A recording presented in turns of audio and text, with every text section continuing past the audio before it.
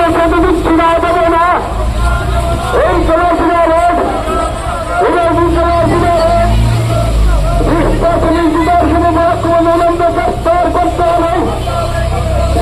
শ্রমিক বিতার হিসেবে পরাক্রমকারী অবিলম্বে গ্রেপ্তার করতে হবে। প্রকৃত আসামিদের অবিলম্বে গ্রেপ্তার করতে হবে।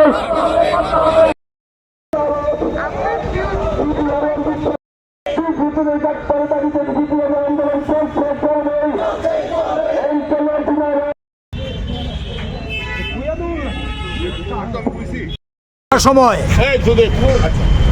রঞ্জিতনগরে একজন সংখ্যালঘুভুক্ত মুসলিম সম্প্রদায়ের একজন রিক্সা শ্রমিক, তিনি কাজ শেষে রিক্সা জমা দিয়ে যখন বাড়ি ফিরে যাচ্ছিলেন তখন নিবেদিতা ক্লাবের সামনে তাকে 4-5 জন চিহ্নিত দুষ্কৃতী আটকিয়ে তার নাম জিজ্ঞেস করে এবং তিনি তখন তার নাম বলেন। নাম বলা মাত্রই তাকে মারতে শুরু করে। তার নাম হচ্ছে দিদার হোসেন। মারতে শুরু করে, বালুর মধ্যে ফেলে তারপরে তাকে বেধড়ক পেটায়। তার সারা শরীর ক্ষতবিক্ষত করা হয়।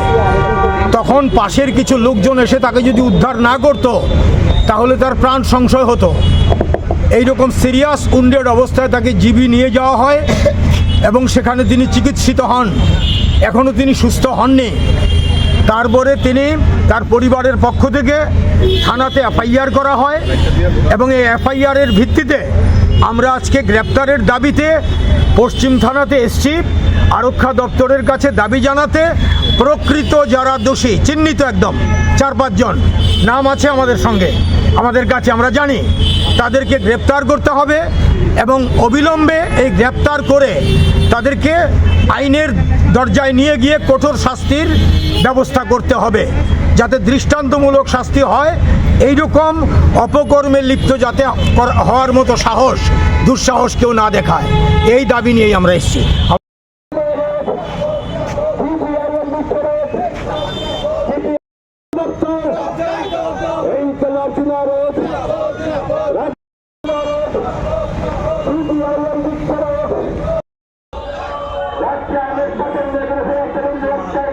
আপনাদের উপরে আমাদের বিশ্বাস আছে এবং এই বিশ্বাস আছে আপনারা যদি ভূমিকা নেন সমস্ত